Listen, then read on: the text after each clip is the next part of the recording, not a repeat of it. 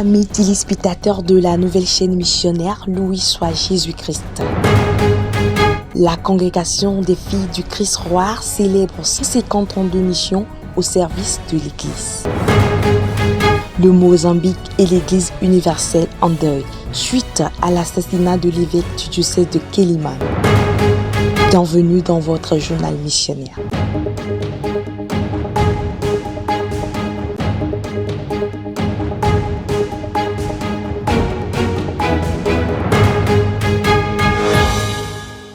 « 150 ans de voile blanc, de prières silencieuses et de présence au cœur des plus pauvres. Ce dimanche, elles disent merci. » L'archevêque de Lomé et administrateur apostolique du diocèse d'Anéhor, Monseigneur Isaac Jogaglo, a présidé ce dimanche 7 juin une célébration solennelle marquant le 150e anniversaire de la fondation de la congrégation des filles du Christ Roi à la paroisse Notre-Dame de l'Espérance de Kogan à Gbetiko. Pour les membres de la congrégation, ce jubilé n'est pas une simple commémoration, mais un appel à renouveler leur engagement missionnaire. Nous vivons dans un monde qui risque d'oublier Dieu, a déclaré Monseigneur Gaglo, invitant les fidèles à replacer le spirituel au cœur de leur vie. 150 ans et toujours le même oui. Les filles du Christ Roi rappellent à l'Église africaine que la fidélité n'est pas un héritage, mais un choix renouvelé chaque matin. Le séminaire propédeutique Saint-Paul de Notaire a vécu ce dimanche 7 juin, solennité du très Saint-Corps et sang du Christ, une double grâce. La contemplation eucharistique et l'inauguration d'un nouveau lieu marial. C'est Monseigneur Denis Amouzou-Diakpa, archevêque émérite de Lomé, qui a présidé la célébration eucharistique et bénédiction de la grotte mariale en présence du recteur, le révérend Père Honoré Trokbo, des pères formateurs, des séminaristes, des religieuses et des laïcs. Un geste profondément symbolique.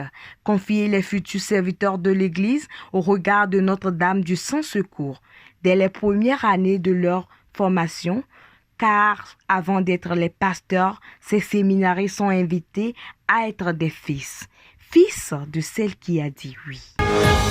Le Mozambique est sous le choc. Monseigneur Osorio Sitora Afonso, évêque catholique du diocèse de Quelimane, a été tué par balle à sa résidence officielle ce samedi 6 juin 2026. Il s'agit bien d'un meurtre par balle, a déclaré le porte-parole du service national d'investigation criminelle de la province de Zambézia, précisant que les circonstances exactes restaient à déterminer. Dans ce silence des enquêteurs, l'Église, elle, n'a pas tué sa voix.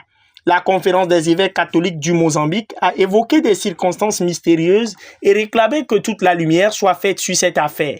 Le président de la République, Daniel Chapo, a parlé de pertes irréparables pour la société mozambicaine et pour la communauté chrétienne, saluant en l'illustre disparu un homme de paix, d'humilité et de dévouement pastoral. En visite apostolique en Espagne, le souverain pontife a condamné un grave acte de violence et appelé le Seigneur à arrêter la main des violents. Pour sa part, l'Union européenne a exigé l'ouverture d'une enquête approfondie et transparente. 48 heures après les faits, aucun mobile précis n'a été avancé. Aucune piste sérieuse ne se dégage encore. Pourtant, un constat s'impose. Cet assassinat porte toutes les marques d'une attaque ciblée contre un haut responsable religieux. Il survient dans un contexte national marqué par de fortes tensions sécuritaires, mais rien n'indique à ce stade de lien avec l'insurrection djihadiste qui ensanglante la province de Cabo Delgado, ce qui rend ce crime d'autant plus troublant. Pour la communauté de Sant'Egidio, cet assassinat est un fait gravissime qui touche non seulement l'Église mozambicaine, mais l'Église universelle tout entière, engagée à travers le monde dans des actions de paix et de défense des plus vulnérables.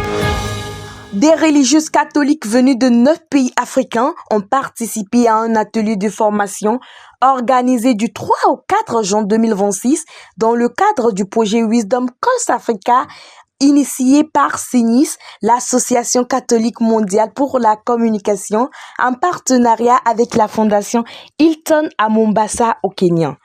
Pendant 2 jours, l'atelier a abordé un large éventail de thèmes. notamment le journalisme de solution, l'éducation aux médias, l'influence des réseaux sociaux, la désinformation. Les différentes sessions ont été animées par des experts de la communication et des médias, parmi lesquels le Dr Montine Vicenti, Christine Ngoku, Charles Aetan, Jos Songu et Mike Migu. Lors d'une visite à l'atelier, l'archevêque de l'archidiocèse catholique de Mombasa, Monseigneur Martin Kivuva Musunde, accompagné de l'archevêque coadjuteur Monseigneur Dominique Kimengish, a encouragé les religieuses à considérer la communication comme un outil essentiel d'évangélisation et de transformation sociale. Mon cœur est rempli de joie et de gratitude pour la belle expérience vécue et partagée durant cet atelier qui m'a profondément enrichi, a déclaré sœur scolatique de la joie d'Arba du Togo. À travers l'initiative Wisdom Calls Africa, SIGNIS cherche à mettre en place un réseau de religieuses catholiques capables de partager les réalités de leur communauté, de mettre en valeur leurs initiatives positives à travers le continent et de promouvoir une meilleure compréhension du rôle des femmes consacrées dans le développement de l'Afrique.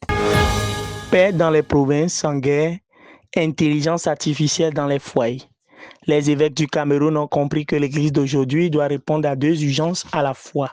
Au terme de leur 51e assemblée plénière ordinaire tenue du 31 mai au 5 juin 2026 à Mvolé et à Yaoundé, les évêques du Cameroun ont lancé un appel pressant en faveur de la paix, de l'unité nationale et de la défense de la dignité humaine.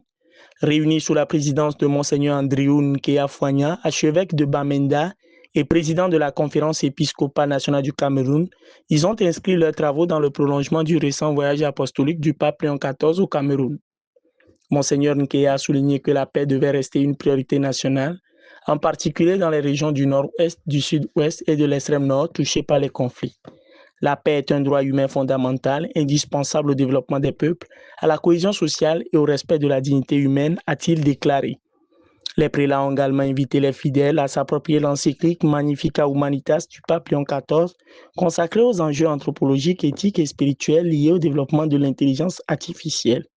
Pour les évêques, l'Église est appelée à accompagner ces mutations technologiques sans perdre de vue la primauté de la personne humaine, créée à l'image de Dieu.